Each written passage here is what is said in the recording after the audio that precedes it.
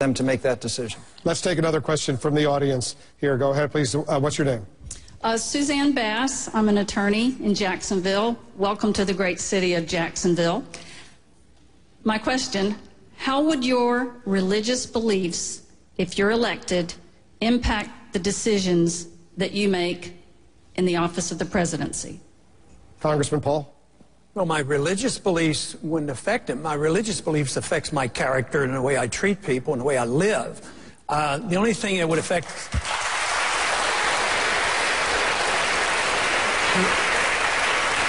The only thing that would affect me in the way I operate as a president or a congressman is my oath of office and my promises that I've made to the people.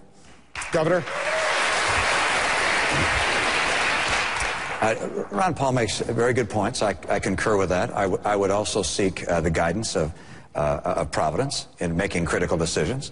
And of course, ours is a nation which is based upon Judeo-Christian values and ethics. Our law is based upon those values and ethics. And in some cases, our law doesn't encompass all of the issues that we face around the world. The conviction that the founders, when they wrote the Declaration of Independence, were writing a document that was not just temporary and not just for one small locale, but really something which described the relationship between God and man. That's something which I think a president would carry in his heart. So when they said, for instance, that the Creator had endowed us with certain unalienable rights, among them life, liberty, and the pursuit of happiness, I would seek to assure that those principles and values remain in America and that we help share them with other people in the world, not by conquering them, but by helping them through our trade, through our various forms of soft power, to help bring people the joy and opportunity that exists in this great land. Mr. Speaker.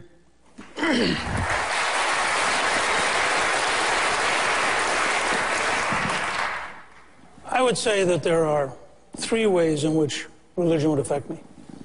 The first is, I agree with Governor Romney. I think anyone who's president is faced with decisions so enormous that they should go to God. They should seek guidance, because these are decisions beyond the ability of mere mortals to truly decide without some sense of what it is we should be doing. I would say, second, that we have a real obligation to recognize that if you're truly faithful, it's not just an hour on Sundays or Saturdays or Fridays. It's, in fact, something that should suffuse your life, should be a part of who you are. And in that sense, it is inextricably tied in with how you behave. But I would say, third, one of the reasons I'm running is there has been an increasingly aggressive war against religion, and in particular against Christianity in this country, largely by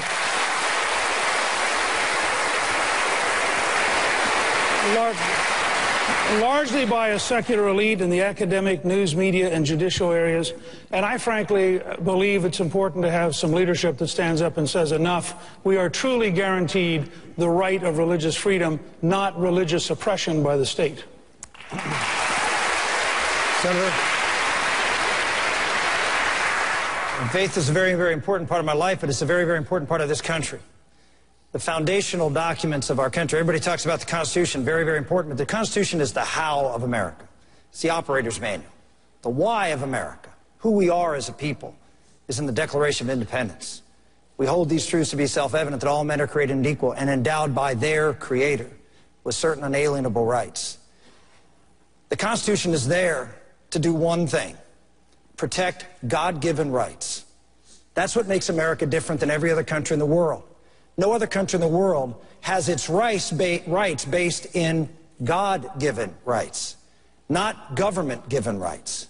And so when you say, well, faith has nothing to do with it, faith has everything to do with it. If rights come...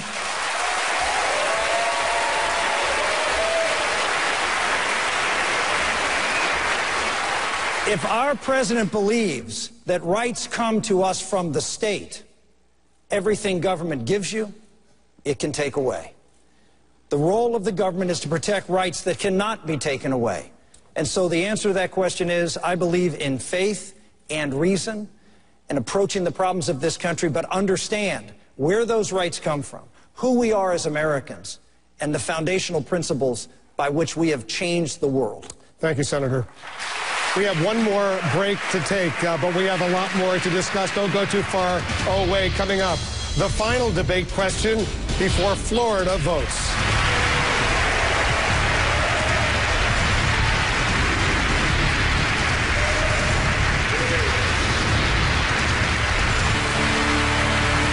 We're the last few minutes of the last question to these four presidential candidates before the Florida primary on Tuesday in this debate format. Here's the question, and it involves the President of the United States. I want you to tell voters who are watching or are here on this campus right now why you are the one person on this stage that is most likely to beat Barack Obama.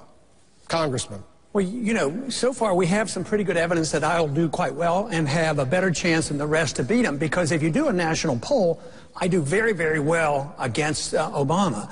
But one of the reasons is that the freedom message in the Constitution is very appealing to everybody in all political beliefs, because it includes free markets, which conservatives endorse, but it also protects civil liberties, the way people run their lives. If it is a God-given life and it's your life, you should have the right to run your life as you so choose, as long as you don't hurt other people. This means a lot more tolerance than some would like to give. So that brings people in who are concerned about civil liberties, and all of a sudden, my position undermines Obama completely and totally, because the foreign policy is different. He promises to end the wars, but the wars expand.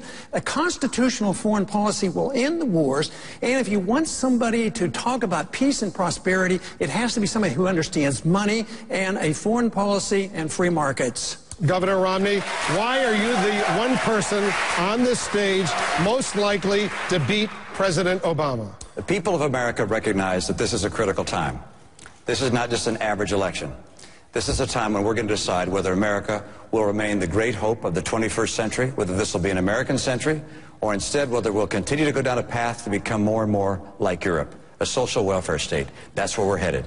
Our economy is becoming weaker. The foundation of our future economy is being eroded. Government has become too large. We're headed in a very dangerous direction.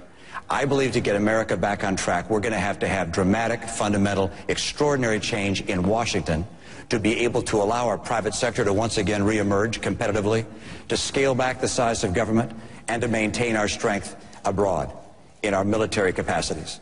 I believe that to change Washington in such a dramatic way, you cannot do it by people who've been there their entire careers. I believe if you just elect the same people to change chairs in Washington, not much will happen. I think if you want to change Washington, you're going to have to bring someone in who's been on the outside. I have lived in the private sector. I know how it works. I've competed with businesses around the world. I know how to win.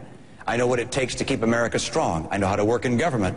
I've had experience for 4 years, working as the governor of Massachusetts. I will use the experience of my life to get America right, and I will be able to convince the American people that someone with my experience is very different than Barack Obama, and that experience is how I'll beat him.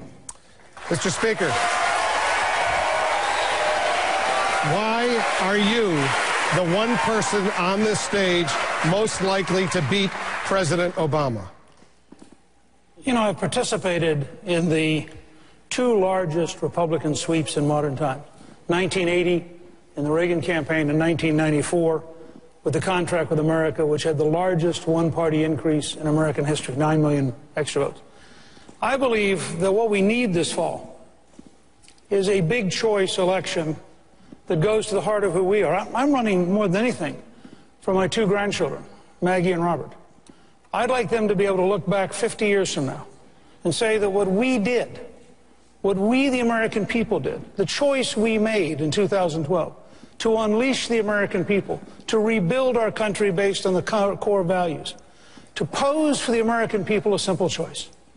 Do you want freedom and independence and a paycheck and a job, or do you want dependence and big government and food stamps and a lack of future?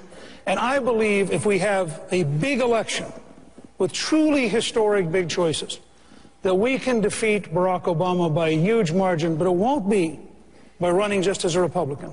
It will be an American campaign open to every American who prefers a paycheck to food stamps, who prefers the Declaration of Independence to Saul Alinsky, and who prefers a strong national security to trying to appease our enemies. Senator, I'll repeat the question for you. Why do you think you're the best most qualified person on this stage to beat President Obama. I agree with the previous two speakers that this is a big election. This is an election about fundamental freedom. It's an election about who America is going to be. We're a country that's going to be built great from the bottom up, as our founders intended, or from the top down. I just think I'm a lot better than the previous two speakers to be able to make that case to the American public. I'm not for a top-down government-run healthcare system. I wasn't for the Wall Street bailouts like these two gentlemen were. Governor Romney talks about private sector and how he's going to bring private sector. When the private sector was in trouble, he voted for government to come in and take over the private sector and be able to and to bail them out.